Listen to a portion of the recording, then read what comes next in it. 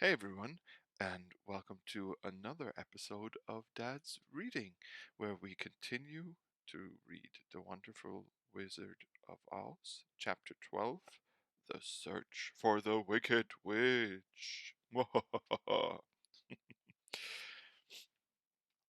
The soldier with the green whiskers led them through the streets of the Emerald City until they reached the room where the guardian of the gates lived.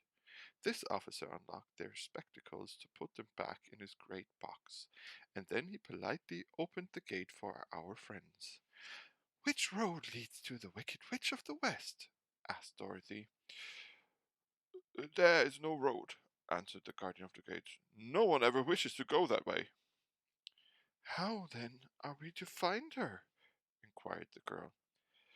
"That will be easy," replied the man, "for she knows you are in the country of the Winkies. She will find you and make you all her slaves." "Perhaps not," said the Scarecrow, "for we mean to destroy her." Oh, that is different," said the Guardian of the Gates. "No one has ever destroyed her before, so I naturally thought she would make slaves of you, as she has of the rest. But take care, for she is wicked and fierce, and may not allow you to destroy her. Keep to the west, where the sun sets, and you cannot fail to find her." They thanked him and bade him good-bye, and turned toward the west, walking over fields of soft grass dotted here and there with daisies and buttercups. Dorothy still wore the pretty silk dress she had put on in the palace, but now, to her surprise, she found it was no longer green, but pure white. The ribbon around Toto's neck had also lost its green color and was as white as Dorothy's dress. The Emerald City was soon left far behind. As they advanced, the ground became rougher and hillier, for there were no farms nor houses in this country of the West, and the ground was untiled. In the afternoon the sun shone hot in their faces, for there were no trees to offer them shade, so that before night Dorothy and Toto and the lion were tired and lay down upon the grass and fell asleep, with the woodman and the Scarecrow keeping watch. Now the wicked witch of the West had but one eye, yet that was as powerful as a telescope, and could see everywhere. So, as she sat in the door of her castle, she happened to look around and saw Dorothy lying asleep, with her friends all about her. They were a long distance off, but the wicked witch was angry to find them in her country, so she blew upon a silver whistle that hung around her neck. At once there came running to her from all directions a pack of great wolves. They had long legs and fierce eyes and sharp teeth. "Go to those people," said the witch, "and tear them to pieces." "Are you not going to make them your slaves?" asked the leader of the wolves. "No," she answered. "One of them is of tin and one of straw. One is a girl and another a lion. None of them is fit to work, so you may tear them into small pieces." "Very well," said the wolf, and he dashed away at full speed, followed by the others. It was lucky the Scarecrow and the Woodman were wide awake and heard the wolves coming. "There, this is my fight," said the Woodman, "so get behind me, and I will meet them as they come." He seized his axe, which he had made very sharp, and as the leader of the wolves came on, the tillman swung his arm and chopped the wolf's head from its body, so that it immediately died. As soon as he could raise his axe, another wolf came up, and he also fell under the sharp edge of the Tin Man's weapon. There were 40 wolves, and 40 times a wolf was killed, so that at last they all lay dead in a heap before the Woodman. Then he put down his axe and sat beside the Scarecrow, who said, "It was a good fight, friend." They waited until Dorothy awoke the next morning. The little girl was quite frightened when she saw the great pile of shaggy wolves, but the Tin Man told her all. She thanked him for saving them, and sat down to breakfast, after which they started again upon their journey. Now, this same morning the wicked witch came to the door of her castle and looked out with her one eye that could see far off. She saw all her wolves lying dead and the strangers still traveling through her country. This made her angrier than before, and she blew her silver whistle twice. Straightway a great flock of wild crows came flying towards her, enough to darken the sky. And the wicked witch said to the Crow King, "Fly at once to the strangers, peck out their eyes, and tear them to pieces." The wild crows flew in one great flock towards Dorothy and her companions. When the little girl saw them coming, she was afraid, but the Scarecrow said, "This is my battle, so lie down beside me, and you will not be harmed." So they all lay upon the ground except the Scarecrow, and he stood up and stretched out his arms. And when the crows saw him, they were frightened, as these birds always are by scarecrows, and did not dare to come any nearer. But the King Crow said, "Ah, it is only a stuffed man. I will peck his eyes out." Ah." The King Crow flew at the Scarecrow, who caught it by the head and twisted its neck until it died. And then another crow flew at him, and the Scarecrow twisted its neck also. There were 40 crows, and 40 times the Scarecrow twisted a neck, until at last all were lying dead beside him. Then he called to his companion to rise, and again they went upon their journey. When the wicked witch looked out again and saw all her crows lying in a heap, she got into a terrible rage, and blew 3 times upon her silver whistle. Forthwith there was heard a great buzzing in the air, and a swarm of black bees came flying toward her. "Go to the strangers and sting them to death," commanded the witch, and the bees turned and flew rapidly until they came to where Dorothy and her friends were walking. But the woodman had seen them coming, and the Scarecrow had decided what to do. "Take out my straw and scatter it over the little girl and the dog and the lion," he said to the woodsman, "and the bees cannot sting them." This the woodman did, and as Dorothy lay close beside the lion and held Toto in her arms, the straw covered them entirely. The bees came and found no one but the woodsman to sting, so they flew at him and broke off all their stings against the tin, without hurting the woodman at all. And as bees cannot live when their stings are broken, that was the end of the black bees, and they lay scattered thick about the woodman like little heaps of fine coal. Then Dorothy and the lion got up, and the girl helped the Tin Woodman put the straw back into the Scarecrow again until he was as good as ever, so they started upon their journey once more. The wicked witch was so angry when she saw her black bees in little heaps like fine coal that she stamped her foot and tore her hair and gnashed her teeth. And then she called a dozen of her slaves, who were the Winkies, and gave them sharp spears, telling them to go to the strangers and destroy them. The Winkies were not a brave people, but they had to do as they were told, so they marched away until they came near to Dorothy. Then the lion gave a great roar and sprang towards them, and the poor Winkies were so frightened that they ran back as fast as they could. When they returned to the castle, the wicked witch beat them well with a strap and sent them back to their work, after which she sat down to think what she should do next.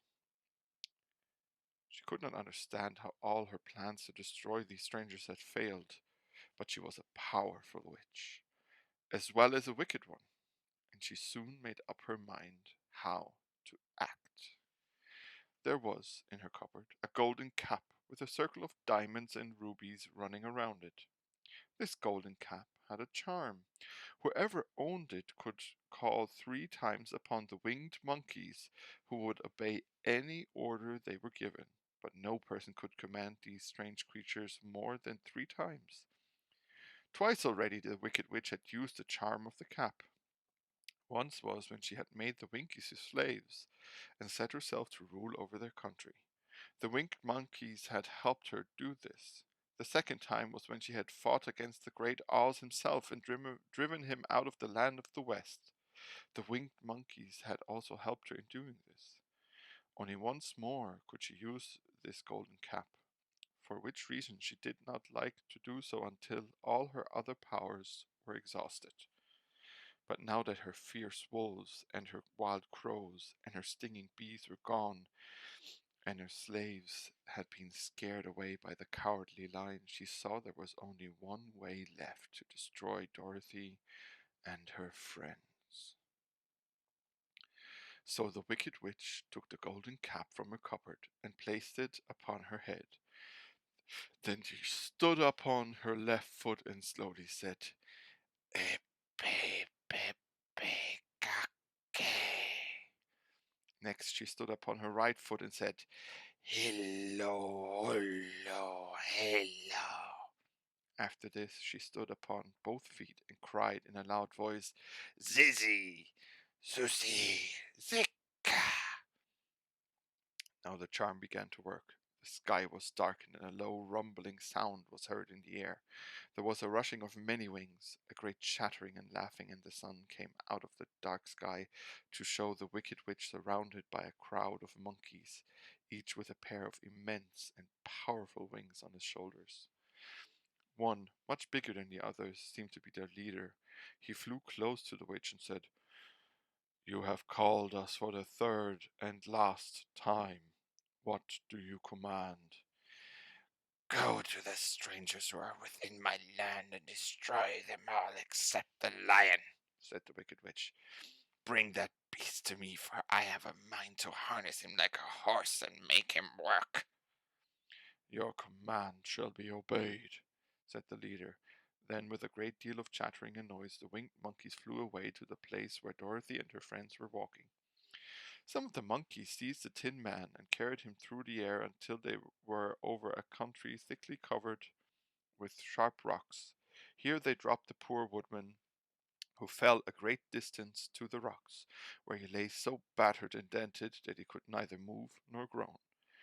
Others of the monkeys caught the Scarecrow, and with their long fingers pulled all of the straw out of his clothes and head. They made his hat and boots and clothes into a small bundle and threw it into the top branches of a tall tree. The remaining monkeys threw pieces of stout rope around the lion and wound many coils about his body and head and legs until he was unable to bite or scratch or struggle in any way. Then they lifted him up and flew away with him to the witch's castle, where he was placed in a small yard with a high iron fence around it, so that he could not escape. But Dorothy they did not harm at all. She stood with Toto in her arms, watching the sad fate of her comrades and thinking it would soon be her turn. The leader of the winged monkeys flew up to her, his long, hairy arms stretched out, and his ugly face grinning terribly. But he saw the mark of the good witch's kiss upon her forehead and stopped short, motioning the others not to touch her.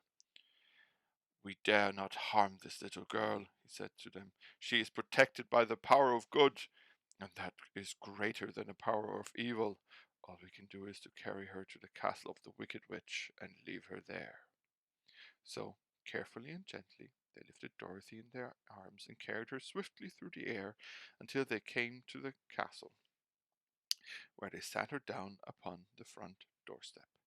Then the leader said to the witch, "We have obeyed you as far as we were able. The Tin Man and the Scarecrow are destroyed, and the lion is tied up in your yard. The little girl we dare not harm, nor the dog she carries in her arms. Your power over our band is now ended, and you will never see us again." Then all the winged monkeys, with much laughing and chattering and noise, flew into the air and were soon out of sight. The wicked witch was both surprised and worried when she saw the mark on Dorothy's forehead, for she knew well that neither the winged monkeys nor she herself dare hurt the girl in any way. She looked down at Dorothy's feet, and seeing the silver shoes began to tremble with fear, for she knew what a powerful charm belonged to them. At first the witch was tempted to run away from Dorothy, but she happened to look into the child's eye and saw how simple the soul behind them was, and that the little girl did not know of the wonderful power the silver shoes gave her. So the wicked witch laughed to herself and said, "I can still make her my slave, for she does not know how to use her power." Then she said to Dorothy harshly and severely, "Come with me, and see that you mind everything I tell you, for if you do not, I will make an end of you, as I did of the Tin Woodman and the Scarecrow." Dorothy followed her through many of the beautiful rooms in her castle until they came to the kitchen, where the witch bade her clean the pots and kettles and sweep the floors and keep the fire fed with wood. Dorothy went to work merrily, with her mind made up to work as hard as she could, for she was glad the wicked witch had decided not to kill her. With Dorothy hard at work, the witch thought she would go into the courtyard and harness the cowardly lion like a horse. It would amuse her. She was sure to make him draw her chariot whenever she wished to go to drive. But as she opened the gate, the lion gave out a loud roar and bounded at her so fiercely that the witch was afraid and ran out and shut the gate again. "If I cannot harness you," said the witch to the lion, speaking through the bars of the gate, "I can starve you. You shall have nothing to eat until you do as I wish." So after she took no food to the imprisoned lion, but every day she came to the gate at noon and asked, "Are you ready to be harnessed like a horse?" The lion would answer, "No, if you come in this yard I will bite you." The reason the lion did not have to do as the witch wished was that every night while the woman was asleep, Dorothy carried him food from the cupboard. After he had eaten, he would lie down on his bed of straw, and Dorothy would lie beside him and put her head on his soft, shaggy mane, while they talked of their troubles and tried to plan some way to escape. But they could find no way to get out of the castle, for it was constantly guarded by the yellow Winkies, who were the slaves of the wicked witch, and too afraid of her not to do as she told them. The girl had to work hard during the day, and often the witch threatened to beat her with the same old umbrella she always carried in her hand. But in truth, she did not dare to strike Dorothy because of the mark upon her forehead. The child did not know this, and was full of fear for herself and Toto. Once the witch struck Toto a blow with her umbrella, and the brave little dog flew at her and bit her leg in return. The witch did not bleed where she was bitten, for she was so wicked that the blood in her had dried up many years before. Dorothy's life became very sad as she grew to understand that it would be harder than ever to get back to Kansas and Aunt Em again. Sometimes she would cry bitterly for hours, with Toto sitting at her feet and looking into her face, whining dismally to show how sorry he was for his little mistress. Toto did not really care whether he was in Kansas or the land of Oz, so long as Dorothy was with him. But he knew the little girl was unhappy, and that made him unhappy too. Now the wicked witch had a great longing to have for her own the silver shoes which the girl always wore. Her bees and her crows and her wolves were lying in heaps and drying up, and she had used up all the power of the golden cap. But if she could only get hold of the silver shoes, they would give her more power than all the other things she had lost. She watched Dorothy carefully to see if she ever took off her shoes, thinking she might steal them. But the child was so proud of her pretty shoes that she never took them off except at night and when she took her bath. The witch was too afraid of the dark to dare go in Dorothy's room at night to take the shoes, and her dread of water was greater than her fear of the dark, so she never came near when Dorothy was bathing. Indeed, the old witch never touched water, nor ever let water touch her in any way. But the wicked creature was very cunning, and she finally thought of a trick that would give her what she wanted. She placed a bar of iron in the middle of the kitchen floor, and then by her magic arts made the iron invisible to human eyes, so that when Dorothy walked across the floor, she stumbled over the bar, not being able to see it, and fell at full length. She was not much hurt, but in her fall one of the silver shoes came off, and before she could reach it, the witch had snatched it away and put it on her own skinny foot. The wicked woman was greatly pleased with the success of her trick, for as long as she had one of the shoes, she owned half the power of the charm, and Dorothy could not use it against her, even if she known how to do so. The little girl, seeing she had lost one of her pretty shoes, grew angry and said to the witch, "Give me back my shoe!" "I will not," retorted the witch, "for it is now my shoe, and not yours." "You are a wicked creature," cried Dorothy. "You have no right to take my shoe from me." "I shall keep it just the same," said the witch, laughing at her. "And someday I shall get the other one from you too." This made Dorothy so very angry that she picked up the bucket of water that stood near and dashed it over the witch, wetting her from head to foot. Instantly the wicked woman gave a loud cry of fear, and then, as Dorothy looked at her in wonder, the witch began to shrink and fall away. "See what you have done!" she screamed. "In a minute I shall melt away." I'm very sorry indeed, said Dorothy, who was truly frightened to see the witch actually melting away like brown sugar before her very eyes. Didn't you know the water would be the end of me? Asked the witch in a wailing, despairing voice. Of course not, answered Dorothy. How should I? Well, in a few minutes I shall be all melted, and you will have the castle to yourself.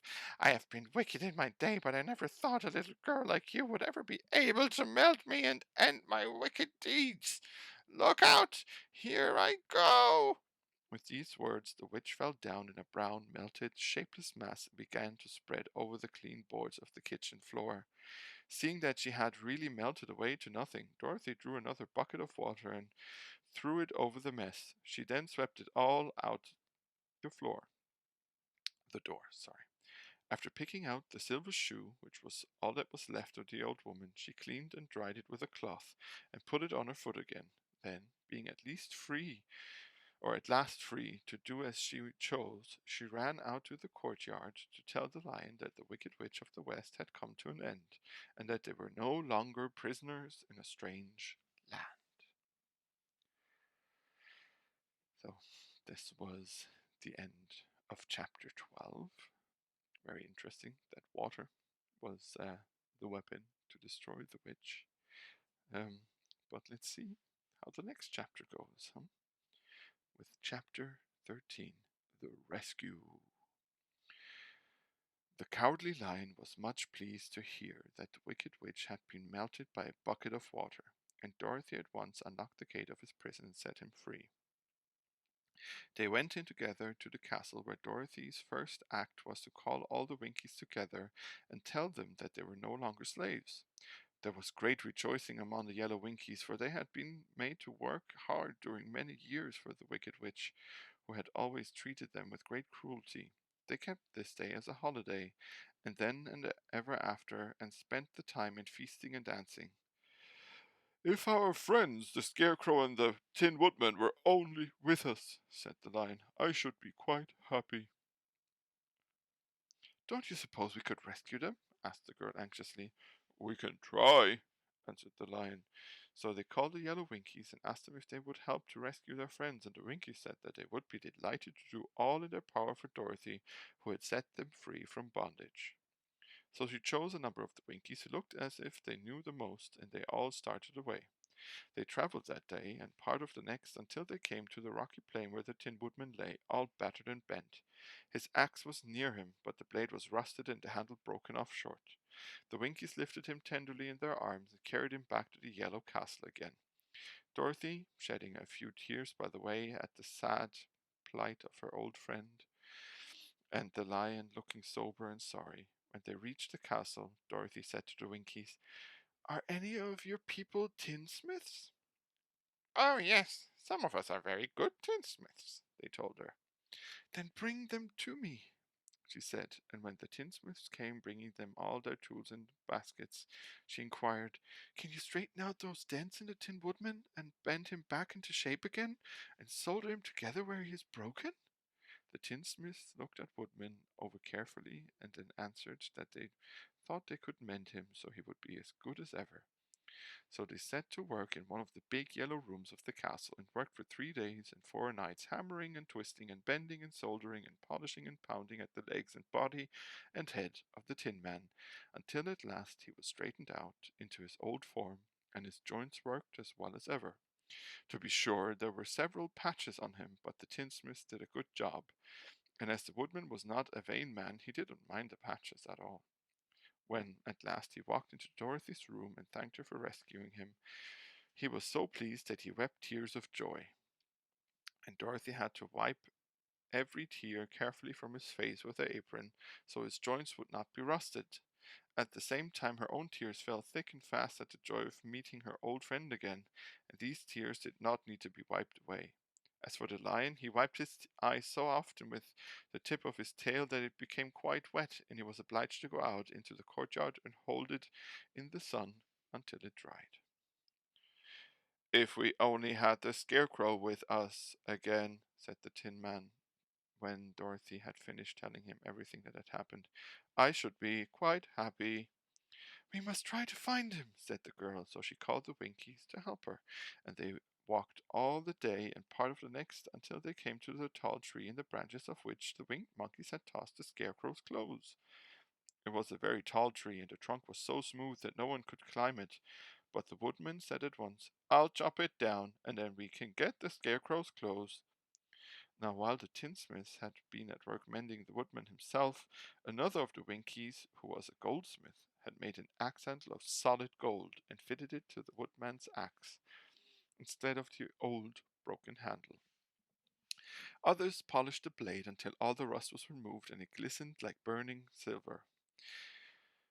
As soon as he had spoken, the Tin Man began to chop, and in a short time the tree fell over with a crash, whereupon a Scarecrow's clothes fell out of the branches and rolled off on the ground. Dorothy picked them up and had the Winkies carry them back to the castle, where they were stuffed with nice, clean straw, and behold, here was the Scarecrow, as good as ever, thanking them over and over again for saving him. Now that they were reunited, Dorothy and her friends spent a few happy days at the Yellow Castle, where they found everything they needed to make them comfortable. But one day the girl thought of Aunt Em and said, We must go back to Oz and claim his promise. Yes, said the woodman, at last I shall get my heart. And I shall get my brains, added the Scarecrow joyfully. And I shall get my courage, said the Lion thoughtfully. And I shall get back to Kansas, cried Dorothy, clapping her hands. Oh, let us start for the Emerald City tomorrow. This they decided to do. The next day they called the Winkies together and bade them goodbye. The Winkies were sorry to have them go, and they had grown so fond of the Tin Woodman that they begged him to stay and rule over them and the Yellow Land of the West. Finding they were determined to go, the Winkies gave Toto and the Lion each a golden collar, and to Dorothy they presented a beautiful bracelet studded with diamonds, and to the Scarecrow they gave a gold-headed walking stick to keep him from stumbling, and to the Tin Woodman they offered a silver oil can inlaid with gold and set with precious jewels. Every one of the travelers made the Winkies a pretty speech in return, and all shook hands with them until their arms ached. Ached. Dorothy went to the witch's cupboard to fill her basket with food for the journey, and there she saw the golden cap. She tried it on her head and found that it fitted her exactly. She did not know anything about the charm of the golden cap, but she saw that it was pretty, so she made up her mind to wear it and carry her bonnet in the basket. Then, being prepared for the journey, they all started for the Emerald City, and the Winkies gave them 3 cheers and many good wishes to carry with them. So that was a short chapter, so we might as well, uh, you know, read another one. We still have some time left.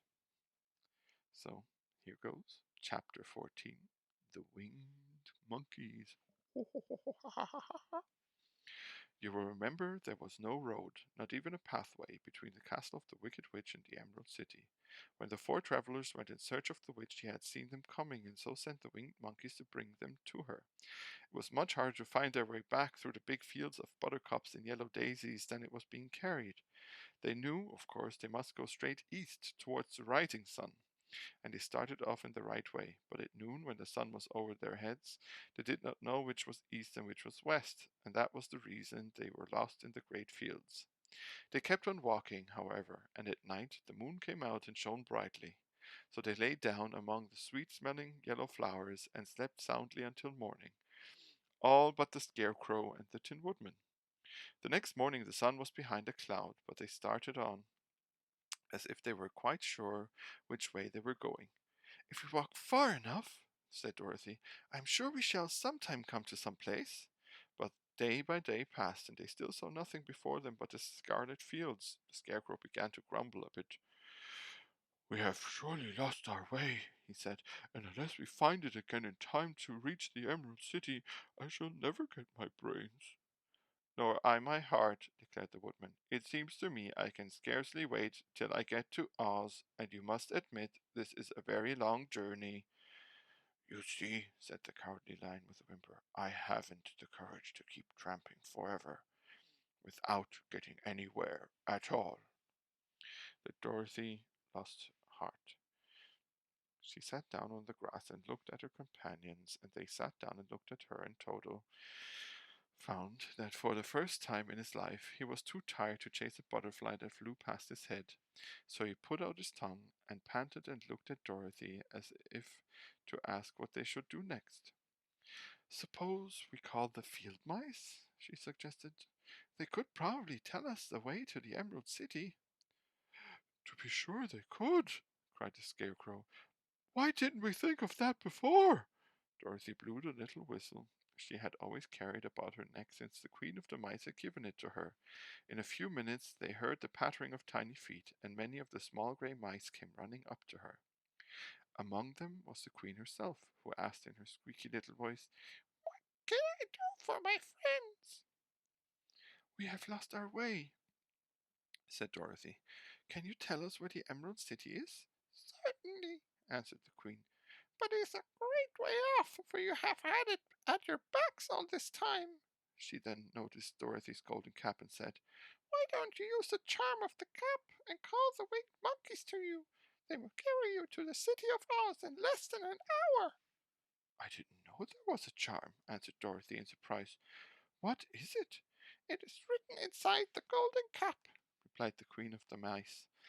"But if you are going to call the winged monkeys, we must run away, for they are full of mischief and think it great fun to plague us." "Won't they hurt me?" asked the girl anxiously. "Oh no, they must obey the wearer of the cap. Goodbye." And she scampered out of sight while all the mice hurrying after her. Dorothy looked inside the golden cap and saw some words written upon the lining. These, she thought, must be the charm, so she read the directions carefully and put the cap back on her head. "Eppe, peppe, cacque," she said, standing on her left foot. "What did you say?" asked the Scarecrow, who did not know what she was doing. "Hello, hollo, hello," Dorothy went on, standing this time on her right foot. "Hello," replied the Woodman calmly. "Zissy, zussy, zick," said Dorothy, who was now standing on both feet. This ended the saying of the charm, and they heard a great chattering and flapping of wings as a band of winged monkeys flew up to them. The king bowed low before Dorothy and asked, "What is your command?" "We wish to go to the Emerald City," said the child, "and we have lost our way." "We will carry you," replied the king, and no sooner had he spoken than two of the monkeys caught Dorothy in their arms and flew away with her. Others took the Scarecrow and the Woodman and the Lion, and one little monkey seized Toto and flew after them, although the dog tried hard to bite him. The Scarecrow and the Tin Woodman were rather frightened at first, for they remembered how badly the winged monkeys had treated them before, but they saw that no harm was intended, so they rode through the air quite cheerfully, and had a fine time looking at the pretty gardens and woods far below them. Dorothy found herself riding easily between two of the biggest monkeys, one of them the king himself. They had made a chair of their hands, and were careful not to hurt her. "Why do you have to obey the charm of the golden cap?" she asked. "That is a long story," answered the king, with a winged laugh. "But as we have a long journey before us, I will pass the time by telling you about it if you wish." "I shall be glad to hear it," she replied. "Ho, ho, ho, ho, ho. Once," began the leader, "we were a free people, living happily in the great forest, flying from tree to tree, eating nuts and fruit, doing just as we pleased without calling anybody master. Perhaps some of us were rather too full of mischief at times, flying down to pull the tails of the animals that had no wings, chasing birds and throwing nuts at the people who walked in the forest. But we were careless and happy and full of fun and enjoyed every minute of the day. This was many years ago, long before Oz came out of the clouds to rule over this land. There lived here then, away at the north, a beautiful princess who was also a powerful sorceress. All her magic was used to help the people, and she was never known to hurt anyone who was good. Her name was Gayelette, and she lived in a handsome palace built from great blocks of ruby. Everyone loved her. But her greatest sorrow was that she could find no one to love in return, since all the men were much too stupid and ugly to mate with one so beautiful and wise. At last, however, she found a boy who was handsome and manly and wise beyond his years. Gaelette made up her mind that she grew to be a man, that when he grew to be a man, she would make him her husband. So she took him to her ruby palace and used all her magic powers to make him as strong and good and lovely as any woman could wish. When he grew to manhood, Kelala, as he was called, was said to be the best and wisest man in all the land, while his manly beauty was so great that Gaeled loved him dearly and hastened to make everything ready for the wedding. My grandfather was at the time the king of the winged monkeys which lived in the forest near Gaeled's palace, and the old fellow loved a joke better than any good dinner. One day, just before the wedding, my father and grandfather was flying out of his band when he saw Kelala walking beside the river. He was dressed in a rich costume of pink silk and purple velvet, and my grandfather dressed in a rich costume. And my grandfather thought he would see what he could do. At his word, the band flew down and seized Kelala, carried him in their arms until they were over the middle of the river, and then dropped him into the water. Swim out, my fine fellow, cried my grandfather, and see if the water has spotted your clothes. Kelala was much too wise not to swim, and he was not in the least spoiled by all his good fortune. He laughed when he came to the top of the water and swam in to shore. But when Gaelette came running out to find him, she found his silks and velvet all ruined by the river. The princess was angry, and she knew, of course, who did it. She had all the winged monkeys brought before her, and she said at first that their wings should be tied, and they should be treated as they had treated Kelala and dropped in the river. But my grandfather pleaded hard, for he knew the monkeys would drown in the river with their wings tied, and Kelala said a kind word for them also, so that Gaeled finally spared them on condition that the winged monkeys should ever after do 3 times the bidding of the owner of the golden cap. This cap had been made for a wedding present to Kelala, and is said to have cost the princess half her kingdom. Of course, my grandfather and all the other monkeys at once agreed to the condition. That is how it happens that we are 3 times the slaves of the owner of the golden cap, whosoever he may be. And what became of them? Asked Dorothy, who had been greatly interested in the story. Kelala being the first owner of the golden cap, he replied. He was the first to lay his wishes upon us. As his bride could not bear the sight of us, he called us all to him in the forest after he had married her, and ordered us to always to keep away where she could never again set eyes on a winged monkey, which we were glad to do, for we were all afraid of her. This was all we ever had to do until the golden cap fell into the hands of the wicked witch of the west, who made us enslave the Winkies and afterwards drive Oz himself out of the land of the west. Now the golden cap is yours, and 3 times you have the right to lay your wishes upon us. As the winged monkeys finished his story, Dorothy looked down and saw the green, shining walls of the Emerald City before them. She wondered at the rapid flight of the monkeys, but was glad the journey was over. The strange creatures set the travelers down carefully before the gate of the city. The king bowed low to Dorothy, and then flew swiftly away, followed by all his band. That was a good ride, said the little girl. Yes, and a quick way out of our troubles, replied the lion. How lucky it was you brought away the wonderful cap. And that is the end of chapter 14, and also the end of this episode of Dad's Reading. We will continue next time with chapter 15 to see how the story ends, because we're about 2/3 through, maybe a bit more. So, as always, thank you so much for watching, if you're watching this on Twitch or YouTube, and for listening, if you're listening on a podcast app of your choosing, like Apple Podcasts, Spotify, iHeartRadio, and all of the other ones. If you like what I do, then why not just subscribe also to my social media channels, Twitter, Instagram, Facebook. Um, and why not also head on over to patreon.com/projectdad, where you can support me in 3 different tiers. One is 5 good ones, which is like a high five, a virtual high five, and you donate a fiver my way. Then there is the shout out tier, where you get a quick shout out during all of my shows. And then there is a sponsor tier where I will read your sponsor message and you will be named an official sponsor of Project Dad. So, yeah, that's all I have to say for today. As always, love and respect. Your dad, Steve, is out. Peace.